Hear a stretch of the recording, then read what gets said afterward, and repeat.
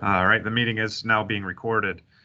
So I just want to, again, thank everybody for being here. I'm going to go through and just note everybody who is in attendance currently.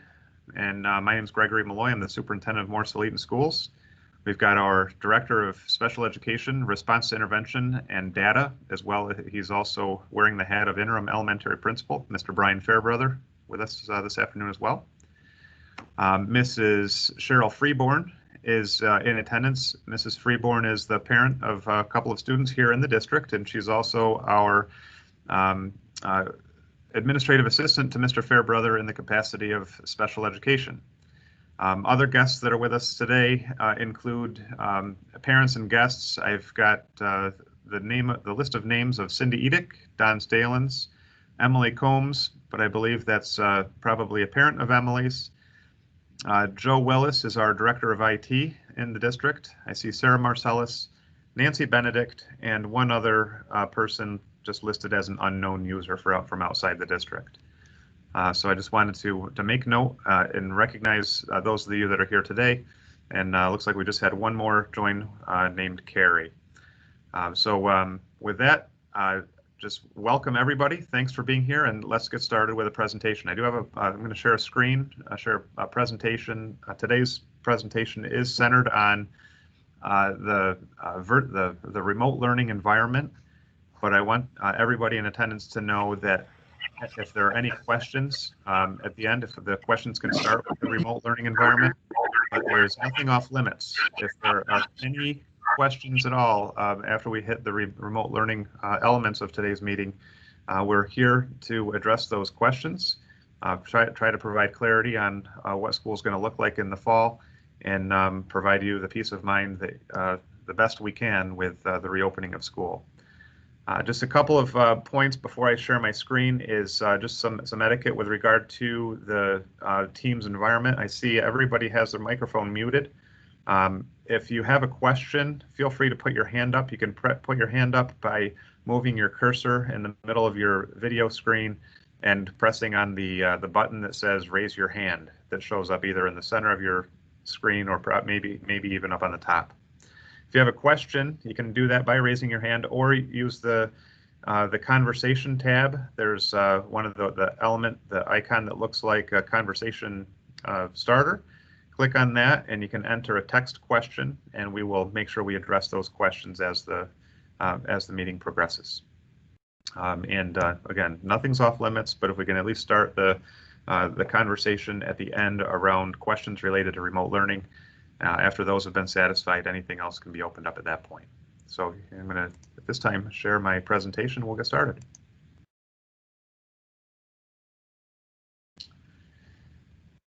And I shared the wrong screen. Let me share my other one.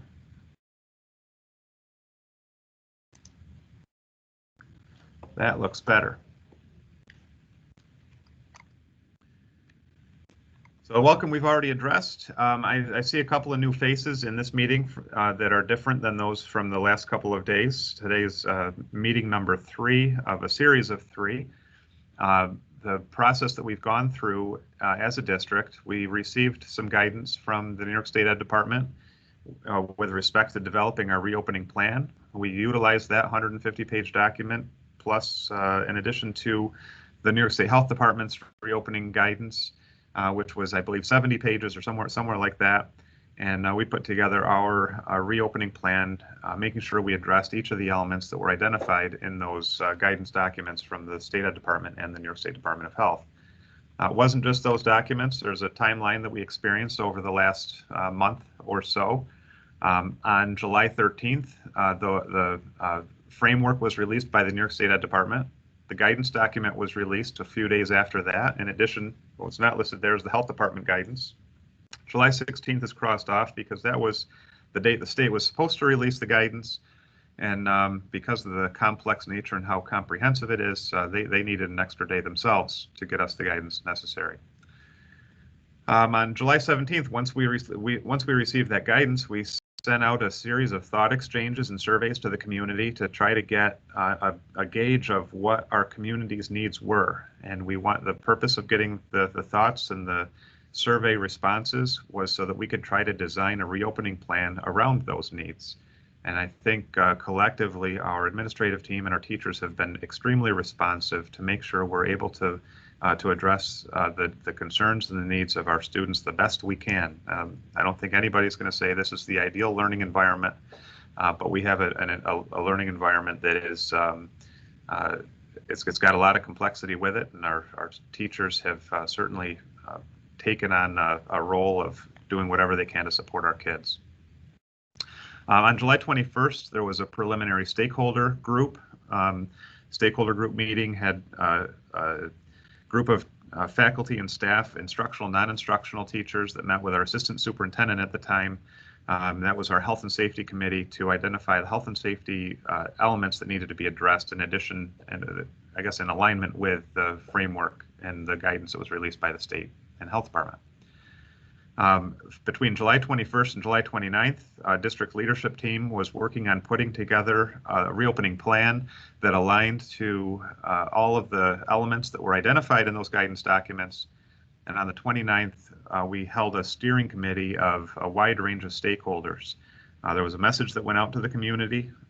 Any family member, any student, any staff member, any parent, anybody that was interested in having input in the development of the reopening plan was permitted to take part in that meeting. There was nobody that requested participation that was denied access to that discussion. That meeting on July 29th was a little over 4 hours long because we went through the entire reopening guidance document and got some great feedback from our community members and made some adjustments as those elements were identified. The reopening plans were due to the New York State Ed Department on July 31st. We did submit those to the New York State Ed Department on July 30th, a couple of hours before the 31st. Well, actually, I guess we made it by more than 24 hours. It wasn't due until the next night.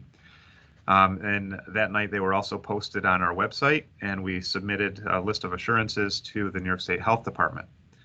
From July 31st to August 7th, we were waiting for the governor to make a formal decision on whether the reopening plans that we worked on developing were going to be allowed to be implemented.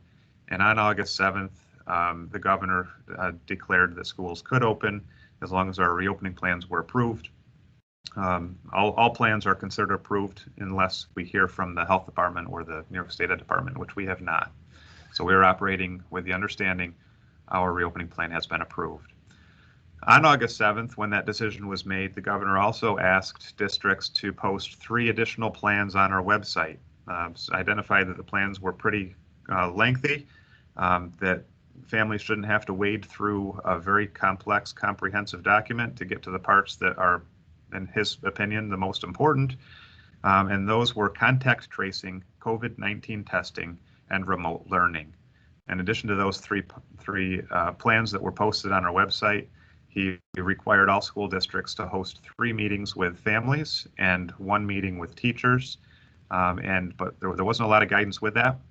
Our district, we took the approach of if the governor's identified those 3 elements being the most important to citizens of New York State, those would be the 3 meetings we would host. And that's why we had COVID-19 testing, contact tracing, and today's remote learning presentations. Our plan to reopen schools is to have students back in session on September 8th. Initially, September 8th was going to be a full day of school, and we're going to have full days of school throughout the month of March. Through some conversation with the teachers, they were looking at the need for just a little bit of extra professional development time, and if we could have a little bit slower of a start to work out some of the unanticipated issues that may happen in a first run of streamed lessons. In the end, there was a request for half days on September 8th and September 9th. Those half days, I had a message that went out last week explaining we were exploring that idea. The calendar was approved last night with a modification of September 8th and September 9th being half days. So that is official at this point. And it's a unique half-day arrangement. Those half days are actually going to have students in session in the afternoon. So there will be a message that will come out probably tomorrow to all families, identifying that the middle high school will have school from 11:15 a.m. to 2:13 in the afternoon, and the elementary school from 12:25 to 3:25 on those 2 days. So I've spoke briefly on the Governor Cuomo's order to have so a few different reports. We've addressed COVID-19 and contact tracing. Today we focus on virtual learning or the remote learning environment. The plan for remote learning, this one has, there are very, very many pages of the 170-page document that addresses the learning environment in general. But the remote learning plan is pretty simplified in these 3 pages that are posted on the website. And I realize that that text is small, so I'll blow it up for you. The remote learning environment, there are 3 models of scheduling. One is in-person. In-person instruction looks a lot like what kids have been used to since they started school or since we've been in school. Kids are in school, they're in session. But the in-person model is going to have a number of provisions in place to ensure, maximize the opportunities anyway of social distancing and preventing the spread of COVID-19. In class, in the in-person model, students will be wearing face masks. In addition to face masks, on the school bus, students will be expected to wear face shields. The district will provide face shields to students that don't have them, and face shields will also be required to be worn during hall passing, during class passing time in the hallway. Not necessarily during regular, if a student's in class and has to use a restroom, when the halls aren't full, they'll just have to wear a face mask. But when all students are passing in the hallway, face shields will be added to that level of protection. The virtual learning environment, we recognize the fact that some students are just not ready to come back to school, or in some cases, due to some health issues or health concerns, a request for full virtual instruction has been requested, and we are supporting those students in a virtual learning environment. Students that want in-person every day, as of right now, we can accommodate an in-person every day with social distancing.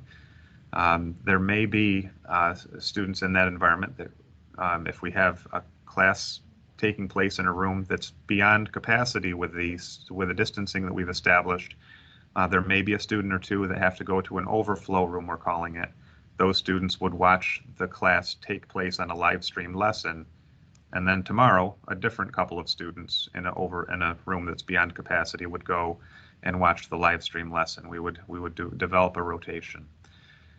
At this time, we have 2 or 3 classes at the high school that have students that would put the room beyond its capacity. We're currently looking at options that would put those classes in larger environments so we can keep all the kids together in a learning environment.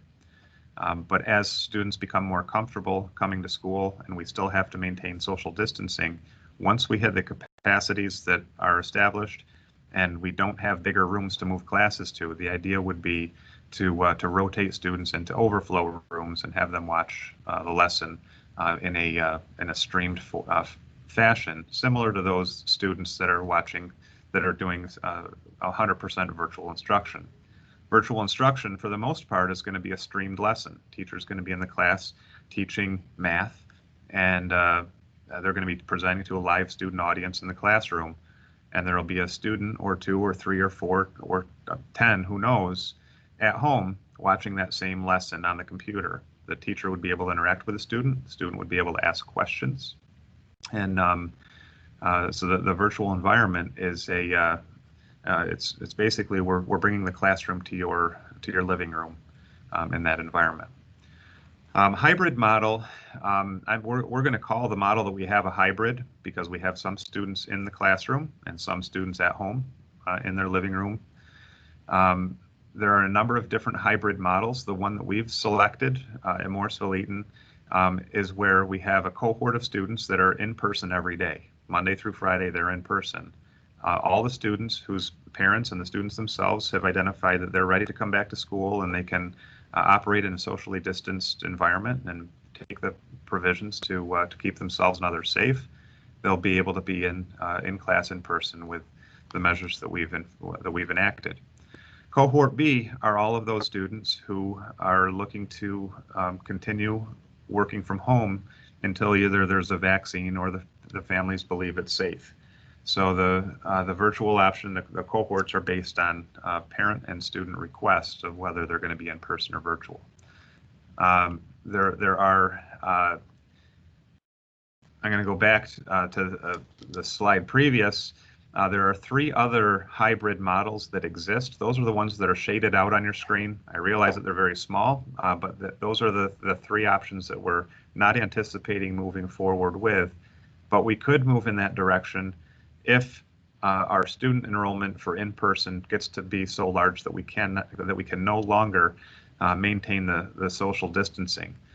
Or if the governor orders that students cannot come into school because of some kind of new health concern or risk, or limits the number of students, we have 3 other hybrid models that we could consider. And those hybrid models are weekly rotations, where those cohorts change. So cohort A could have in-person 2 days a week, and then virtual 3 days a week. Cohort B could have virtual 3 days a week, opposite cohort A, and in person the other 2 days a week. Other scenarios could be, so that would be like a weekly rotation. Then there could be a scenario where we identify for to make sure that we can keep the building sanitized even better, have a cohort A come in on odd weeks virtually and even weeks in person. And what that would do is it would bring groups of students in together for a week at a time. And then on the weekend, the building could receive a deep clean, and then we could switch groups for the next week. It's a little bit easier to do that. It also gives the weekend for any kind of virus to die off before another group comes in. And then the fourth scenario of a hybrid model is where students in cohort A are in person in the morning and virtual in the afternoon, and cohort B would be virtual in the morning and in person in the afternoon. But depending on the scenario, right now we're looking at just that option number 1, which is everyone's in person who wants to be, and everyone's virtual who wants to be, and that's what we hope to be able to implement until COVID-19 is no longer a concern.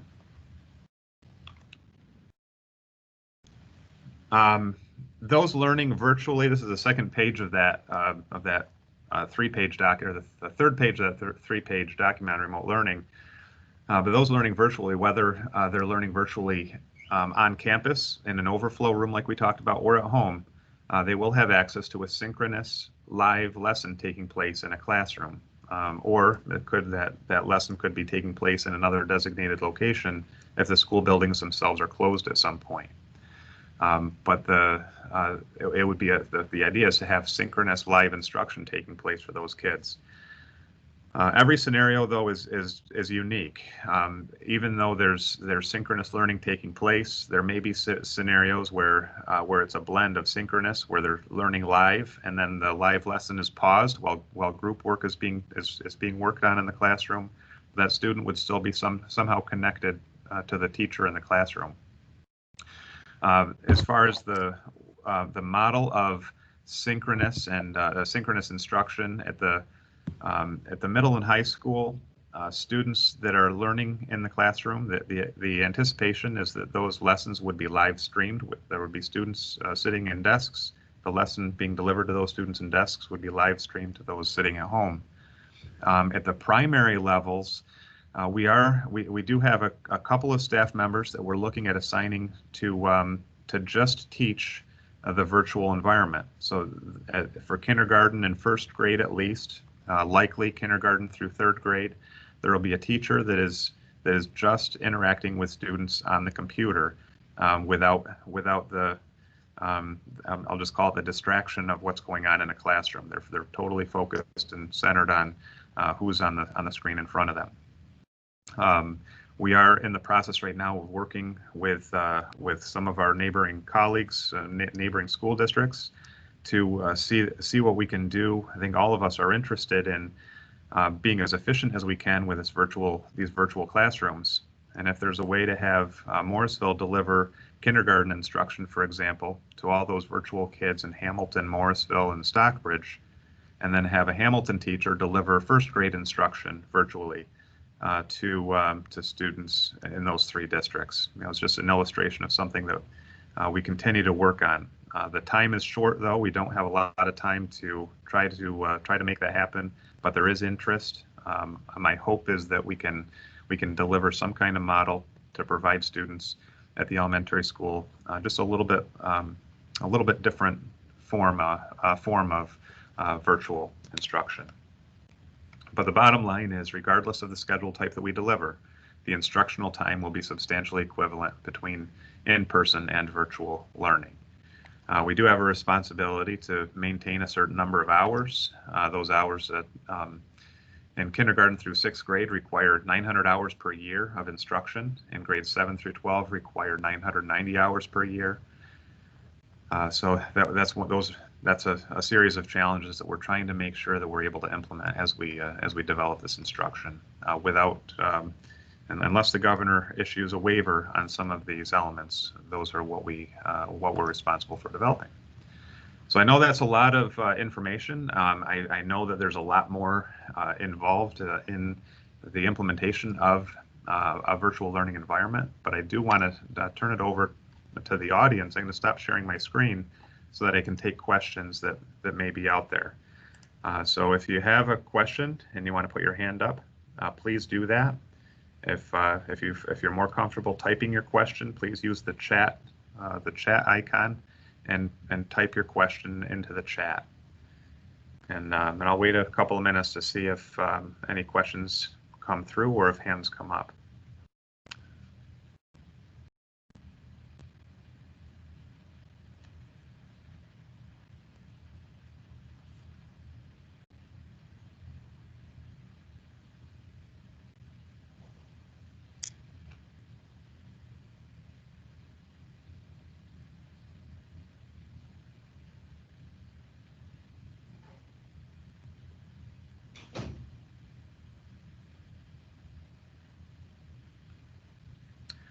All right, I'm not seeing any questions coming through, but if anybody has any other questions that are not aligned to remote learning, anything, it looks like I have a hand up.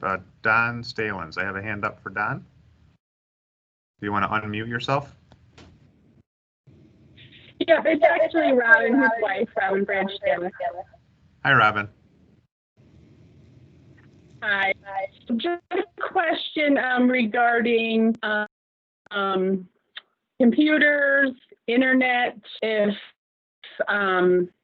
we're still handing those out, like will they get Chromebooks? What if we don't have very reliable internet as far as both children, we have twins, be on at the same time? Sure. So Robin, we have everybody that needed devices last year. We had no devices, as you recall. We had to borrow Chromebooks and iPads from Stockbridge, VVS, Camden, and Chittenango. I think Chittenango gave us 300. And we were very grateful for that technology that they provided to us while we were waiting to get our equipment delivered.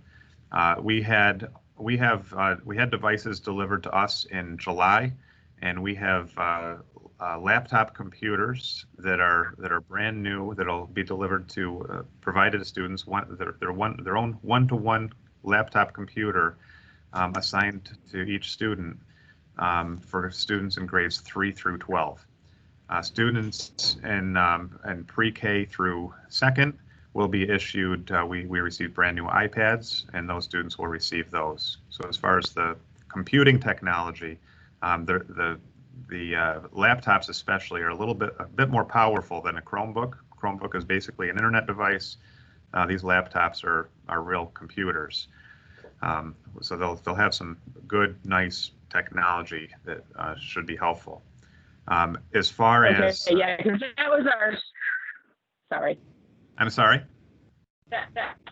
that was our problem, at the end of last year with the Chromebook, was difficult to use, especially if, it wasn't touchscreen. They didn't have a mouse or any type, so it made it very difficult for them to, maneuver it and use it Sure. to get their projects done. Sure. So I anticipate these devices being a little bit more powerful than what they had, and so we're grateful that we had great neighbors, and we're grateful that we were able to get the technology to put in the kids' hands as well. Regarding internet connectivity, every situation is unique.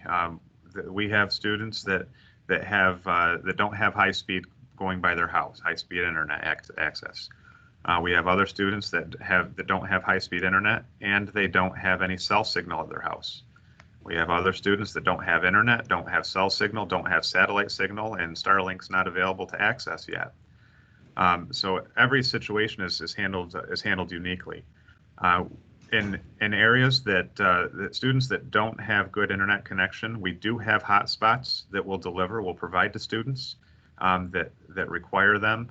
That'll be done after a quick analysis of what's available in the area first. But we have plenty of hotspots to give to kids that don't have internet connectivity. I know Spectrum's been going through a lot of the outskirts of our community over the last couple of months, and my understanding is over the next 30 to 45 days, some people in pretty rural areas of the district will all of a sudden have access to high-speed internet with Spectrum. But we are here to support those families. The worst case scenario is a student that doesn't have internet, that doesn't have cell signal, doesn't have high-speed Spectrum, doesn't have access to satellite, there's no way to connect. And the state recognizes that there are pockets across the state, and we do have pockets like that in our own district. The recommendation from the state in situations like that is to turn on internet connectivity to our parking lots. And we did that. We did that last year. We turned on internet connectivity. Mr. Willis, who's on the call with us right now, turned on internet connectivity into the parking lots so that in those rare instances, people could at least come and find a place to connect. And in those types of situations, we'll work with the students and the families to make sure that they have the connection to the curriculum the best they can. It's understandable that a situation like that is not going to be as ideal as someone who's able to watch a live streamed video lesson. But every situation, like I said, is unique, and we will continue to work with every one of our families until we get the connection that works the best for you. Mr. Malloy. Thank you. Thank you very much. You're welcome. Mr. Fairbrother? One family member has asked, if a vaccine is found, is it mandatory for a child to get it in order to return to school? At this time, COVID-19 vaccine is not on the list of required vaccinations. I'm not going to say that if a vaccine is found, the state won't change that policy, but at this time, COVID-19 vaccine is not on the list of expected. Also, is it expected for virtual children have to sit in front of the computer for 5 straight hours? Sitting in front of a computer for 5 straight hours, I don't anticipate that's going to be the case. And obviously at the elementary school, students are not in a classroom for 5 straight hours. They have breaks throughout the day, and the expectation would be students that are home would have breaks throughout the day too. Students that go out for recess are not in front of a computer. They're not in front of a teacher. They're having a break. During snack break, that wouldn't be taking place when kids have lunch. But as far as providing access to curriculum and access to what's going on in the classroom, our plan is to make sure that our kids have an opportunity to access what's going on in the classroom if they're learning virtually. I see Nancy had a question as well. Can we have a trial run to meet the students' teachers prior to class starting? That's I'm going to leave that to the teachers to see what they can build into their schedule. our teachers have an awful lot of responsibility between now and September 8th to try to get these lessons up and running, these classes up and running. Similarly, we typically have an open house 5 or 6 weeks, sometimes 10 weeks into the school year. But every teacher may have a different way of trying to get to know their parents. Some of it may be a group parent meeting. It could be just through the form of a letter. But you'll definitely, for people that are learning virtually, you'll certainly be able to see who your kid's teacher is through a live stream class. There's a piece on here about to make sure everything is working by internet. I appreciate that, Nancy. That's part of the reason that the teachers asked for a half day on September 8th and September 9th. We want to make sure that everything's going to be working on our end too. We want to make sure our bandwidth, Mr. Willis has done a lot of work with bandwidth across the district, but we want to make sure that when everybody gets online and is connecting to streamed classes, that everything is working properly on our end too. So that is those first 2 days, if you want to call that a trial run, that's exactly what we've designed them for. That's why the kids are going to be scheduled for the afternoon. Let's give the teachers a little bit of time in the morning to work through the last minute attempts of trying to make it as perfect as possible, see what works, see what doesn't, on a shortened schedule, and then the next morning they'll have an opportunity to try to make those adjustments and tweaks. Let's try it again in the afternoon. Those half days, they're not new half days that are built into the calendar. We stole those half days from March. There were 2 half days scheduled for March that will now be full days. But it is exactly to do what you've identified, Nancy, and thank you for bringing that question up. How will testing look like for virtual students?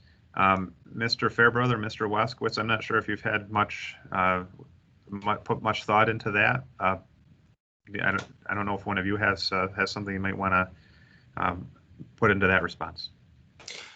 At the elementary level, we use the Fountas and Pinnell reading program for benchmarking 3 times a year. And I've been in conversations with Mrs. Ames, our reading specialist, as far as how can we do the benchmark testing virtually. And right now the program seems to have all the necessary pieces online, so that way we can do those, administer those assessments virtually one-on-one, just like we would do in the building, administering them one-on-one. Classroom test, we can use some online platforms for the testing. If teachers have to do it one-to-one, like at the K1 level, we may be able to use some additional staffing in the building to help get through that testing with those teachers. But those are conversations that we are and will continue to have as we work our way through the reopening plan and with remote learning. And we're currently having those same discussions at the middle high school. One platform we can use is Microsoft Forms. So teachers are beginning to utilize this technology.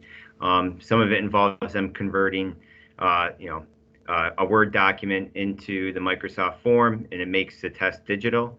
But again, we're still having those conversations here at the middle high to meet the students that are learning virtually, their needs. Thank you, Mr. Waskowitz, Mr. Fairbrother.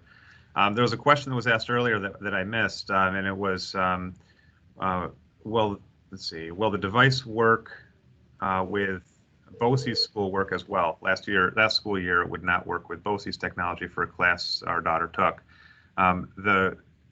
Our devices should work with anything that's connected to BOCES.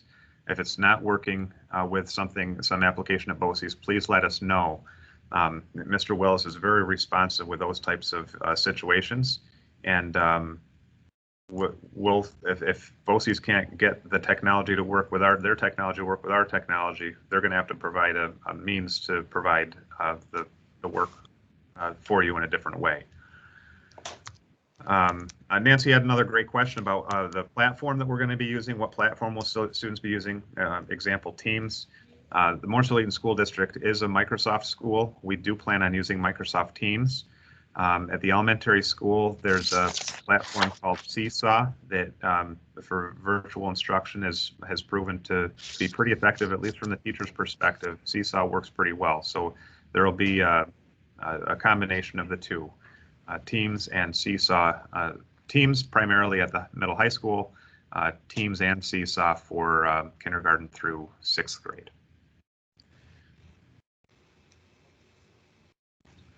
All right. I'll leave the chat open if there's other questions.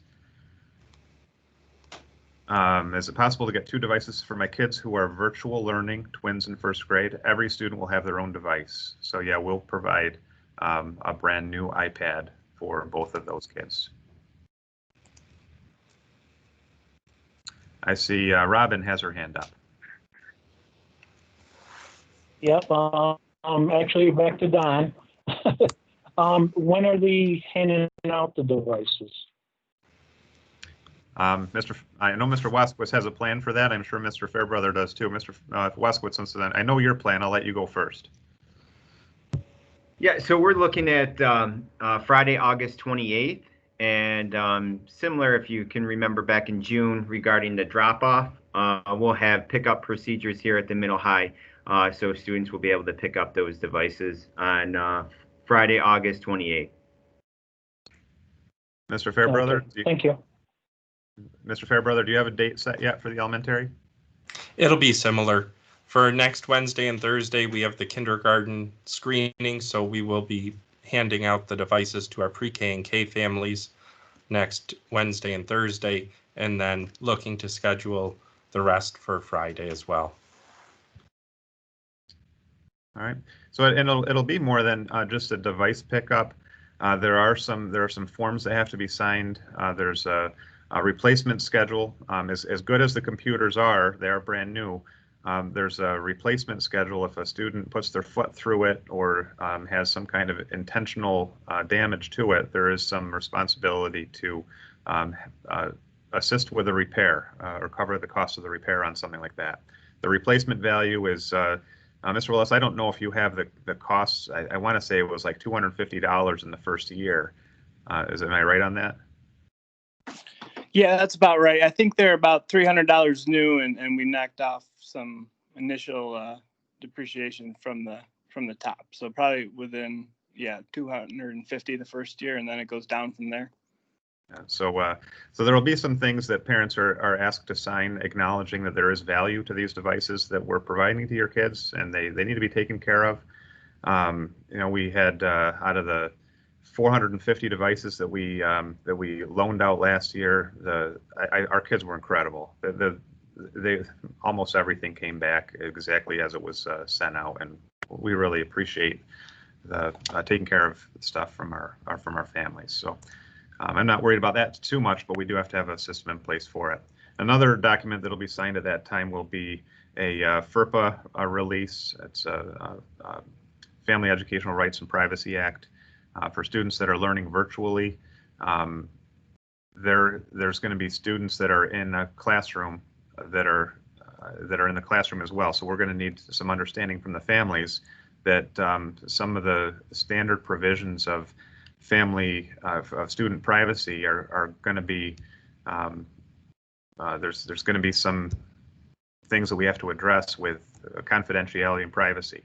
As much as we're going to do the best we can to have instruction focused on a teacher, for example, the teacher that's presenting, but in a classroom, a kid could go running behind a teacher, and all of a sudden you've got a student privacy issue that we want to make sure we've addressed. So the couple documents that we're going to ask parents to sign off that just acknowledging some of the things that we anticipate possibly occurring over the course of the year with those elements. I see a question about hotspots. If a family receives a hotspot for internet connectivity, will it be able to support multiple devices? I have 2 students who will be virtual.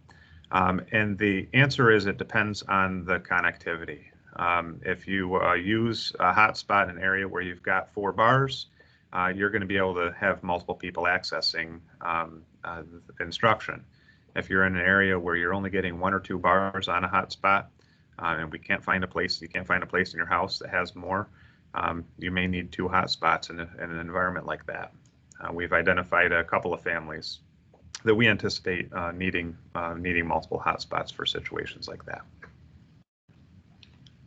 So every situation is unique, and we're here to work and support the families and the students the best we can.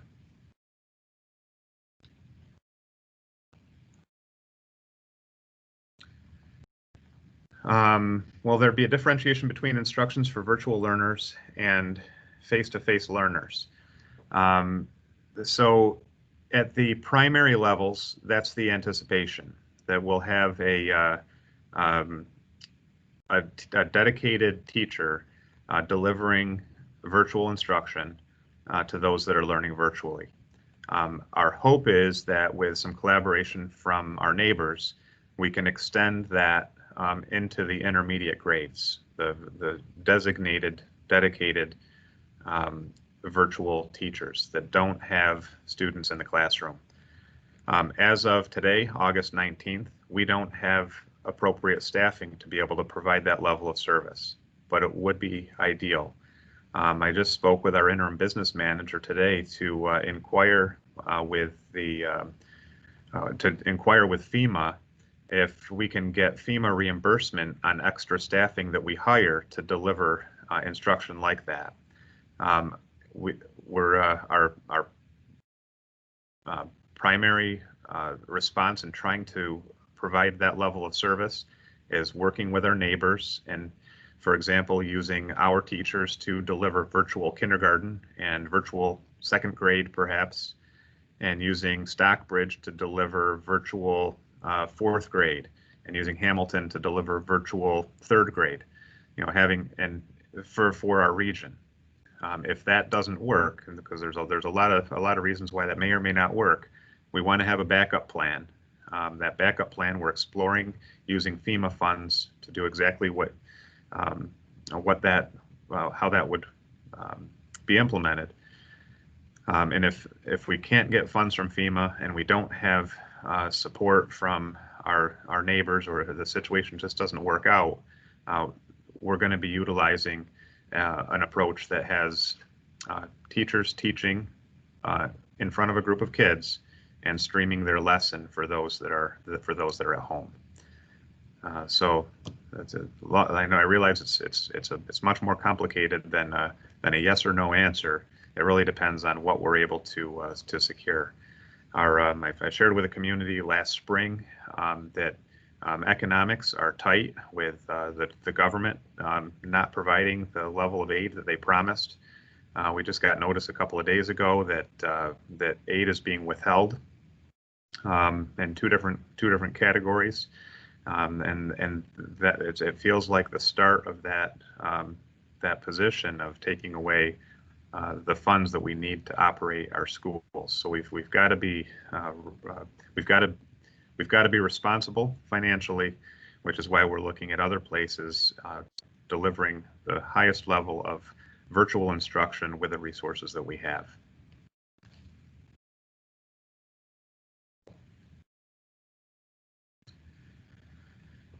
All right, I have the chat. The chat remains open.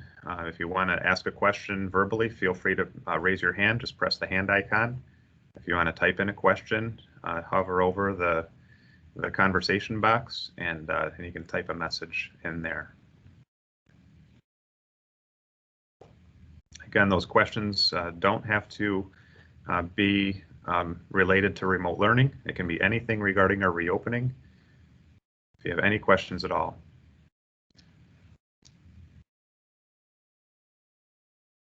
If we lose service at home and are unable to view live streaming, will that make the kids absent?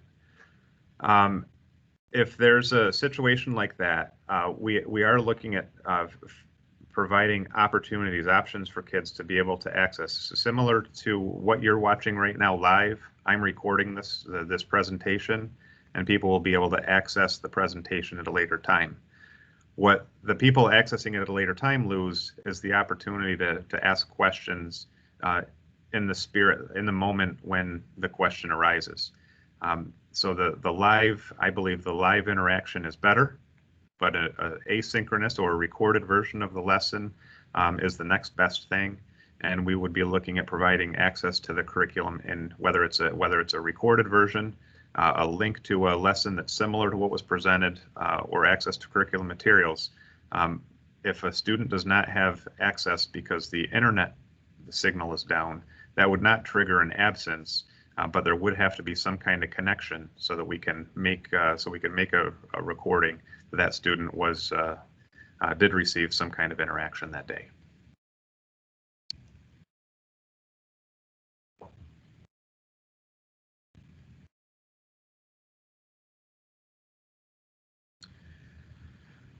All right, that chat box again remains open.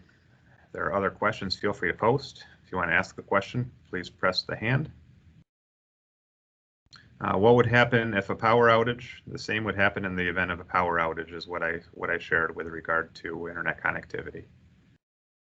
In fact, even if there's a power outage and a student can't get to school because of a power outage, it's actually considered a legal absence, absence in that event. But we would still, if there's an event of a power outage, when the power comes back on, we would do what we can to get your child caught back up with what they missed while the power was out.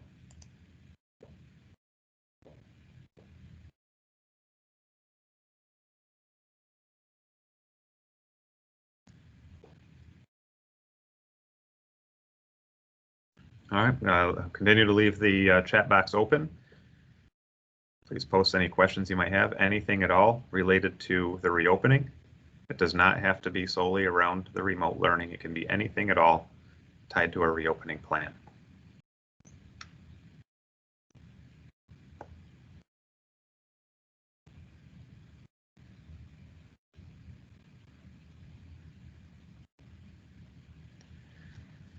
As I'm not seeing any questions post, feel free, if you're in the process of posting a question, please continue with that. I'll be online for a couple more minutes.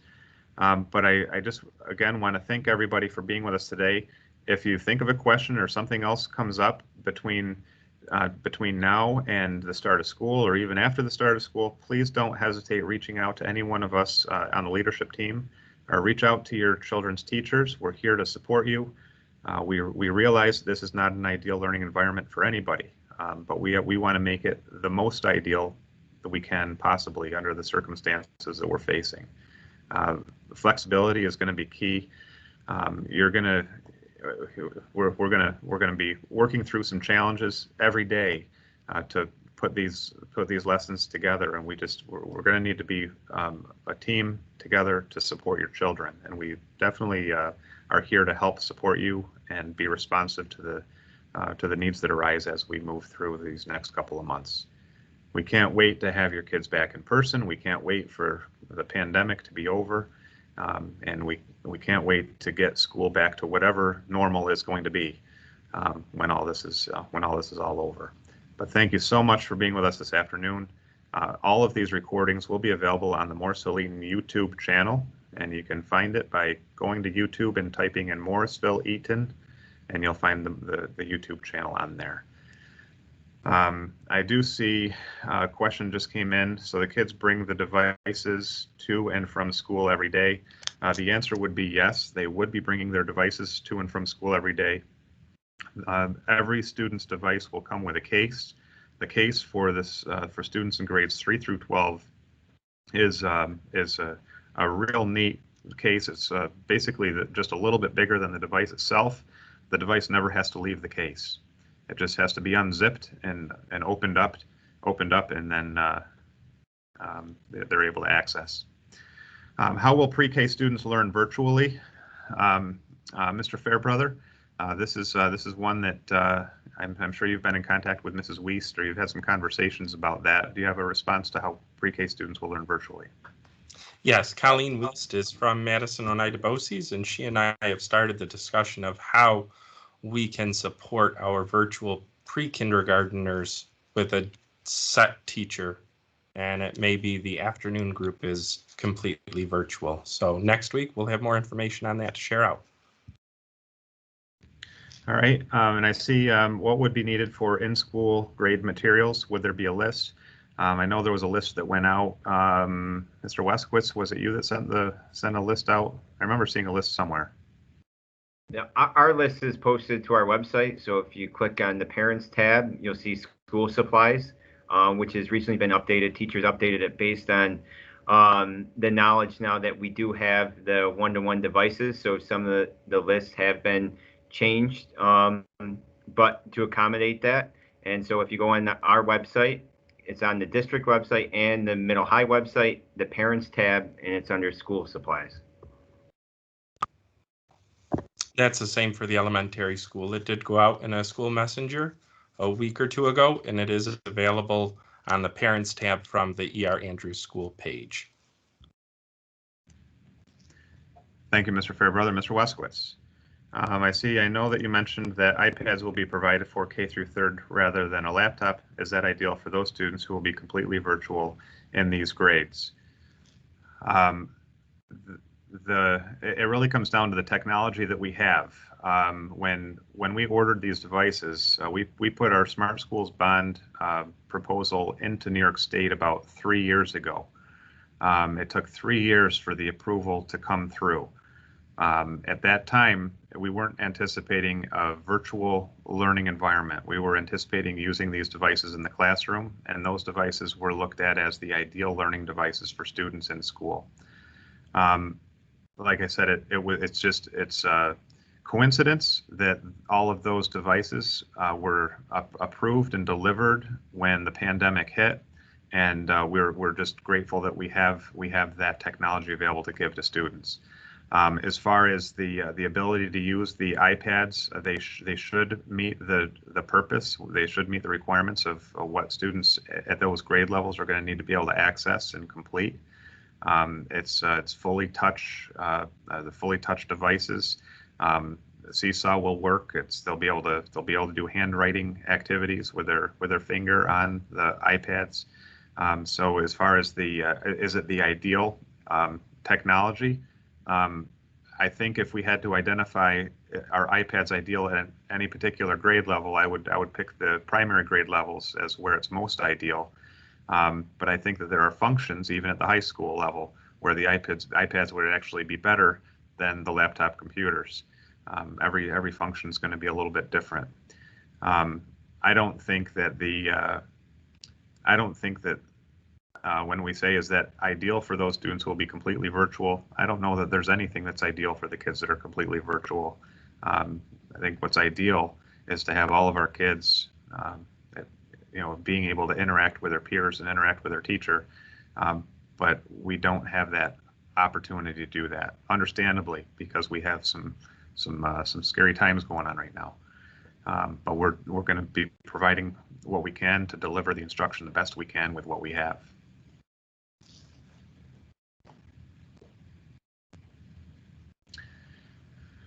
All right, that meeting chat remains open. If you want to ask a question, you can press the raise your hand icon as well.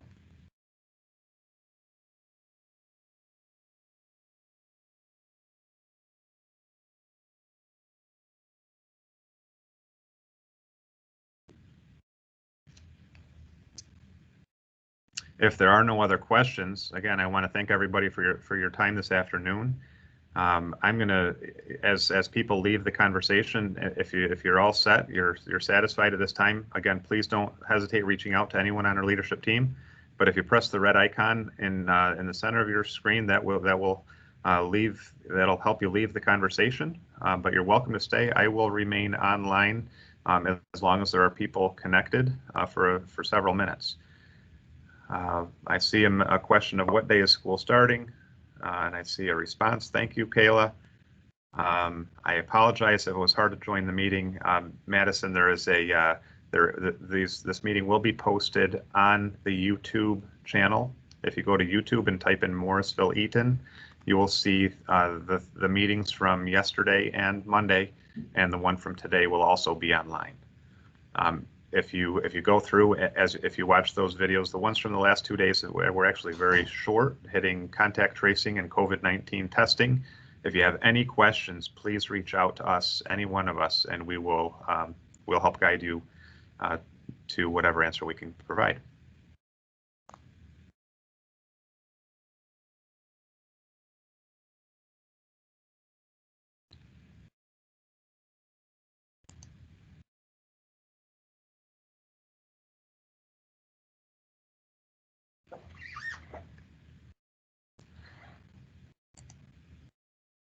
What would happen to clubs, band, and chorus? Great question, Nancy.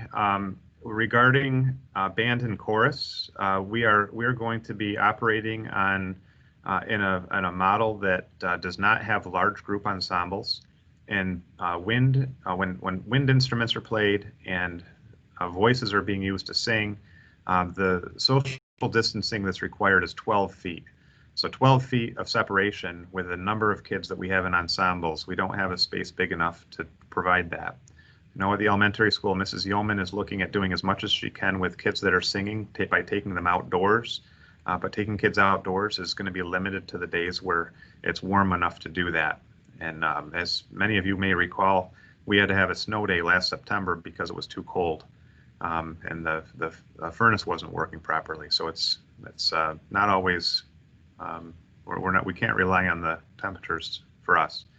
A lot of the clubs, because we aren't going to be able to operate after school activities as we have in the past, clubs are going to be suspended. The after school clubs, the club functions that we are going to be continuing to operate are things like class advisors, student council, National Honor Society, things that can be operated in a different environment. But hopefully, when things start to normalize, we can re-explore the opportunity of starting clubs. If we decide after a few weeks that virtual or in-person isn't working for us, will we be able to switch? We're looking to support the families as they need to.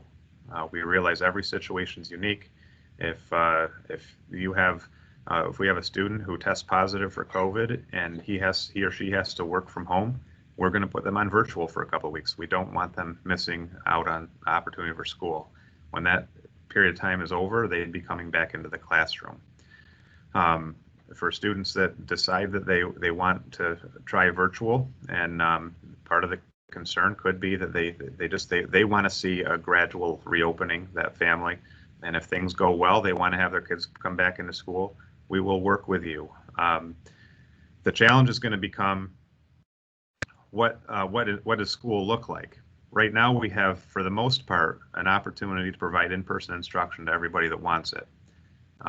If the social distancing rules don't change and all of a sudden all of our students want to come back to in-person learning, the way that we deliver in-person learning is going to look different. Those overflow rooms, for example, are going to have to be utilized. But we're here to support you as the needs change. For virtual learners, for synchronous delivery, do you have the resources to field the at-home learners? Let's see. My concern is it might be too distracting, or the interaction might not be consistent. Will the instructors be wearing microphones to help virtual learners hear clearly? So lots to that question, Aaron. The answer is part of what we're doing on the first 2 days of school are those half days. We want to be able to test things like the microphones. How far can the teacher be from the microphone and have the kids hear? Those first couple of professional development days are going to be based on how to balance the in-person and the virtual. How to switch between the document camera and the smartboard and the web camera. It is not going to be an easy feat for the teachers. We see that, we recognize that. This is not an ideal teaching environment for anybody. Ideally, we would be able to double our staff and have teachers delivering virtual instruction and teachers delivering in-person instruction. But everybody knows what our financial position is across New York State and across the world, really. So we're going to do the best we can, Aaron, and everybody else who's on with us today. It is not going to be a year like it was 2 years ago. We're just gonna make the best with what we can, and continue to make improvements as we need to. And I appreciate the confidence and the comments that followed. Thank you.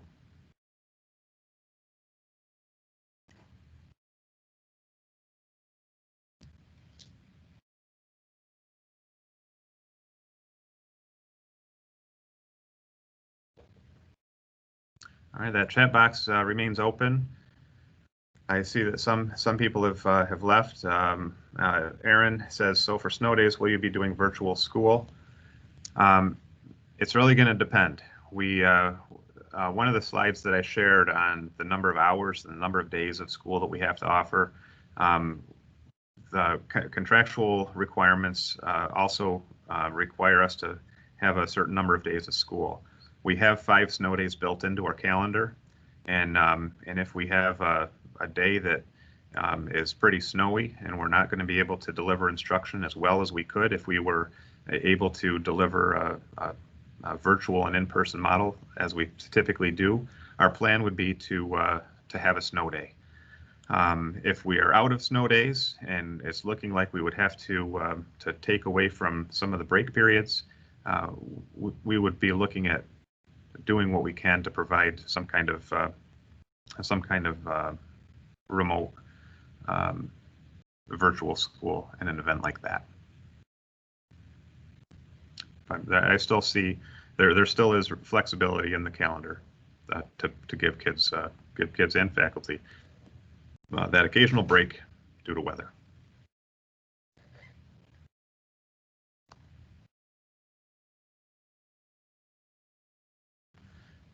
I see I was unable to connect through Microsoft Teams on my tablet. Is there going to be a test run before a school to test?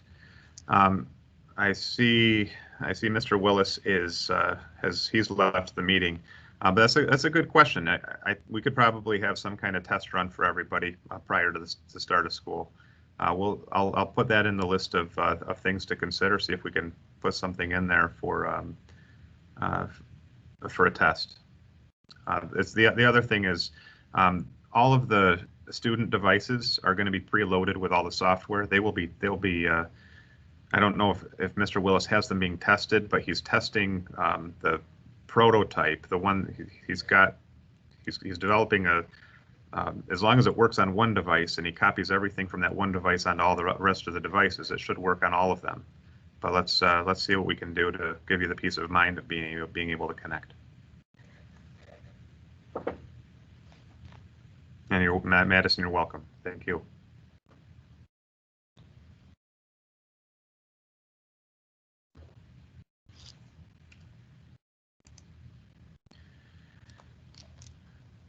All right, I see there's still a number of people still in the call. If you're all set, feel free to just press the red button on your screen. If there's other questions, I'll remain on this call for another few minutes from the last question that came in.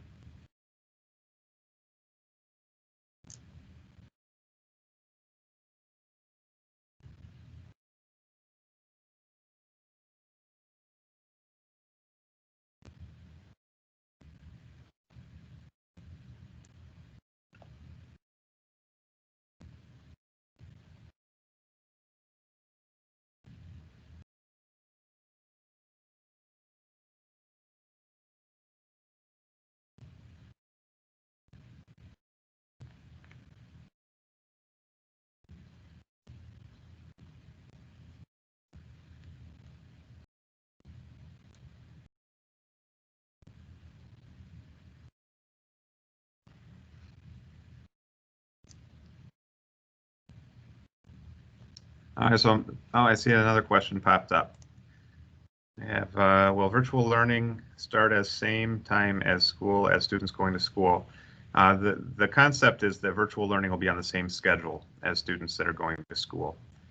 Whether it's going to be a virtual teacher delivering that, or it's going to be a lot of the learning going on is going to be a live stream. Whatever's going on in the classroom is being delivered to the student at that same time.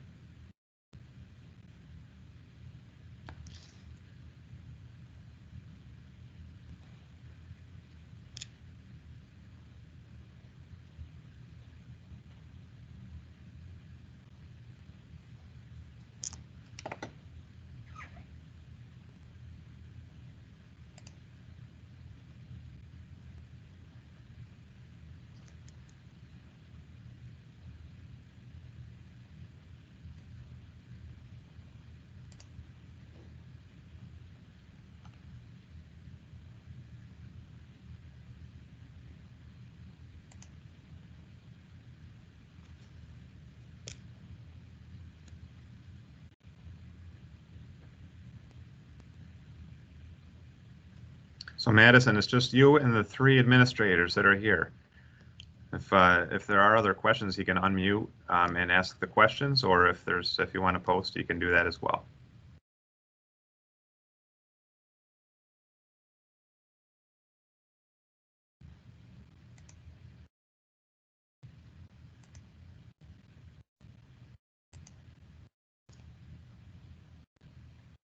All right, no problem, Madison. Thank you so much. All right, guys, I appreciate it. I'm gonna stop the recording. Okay.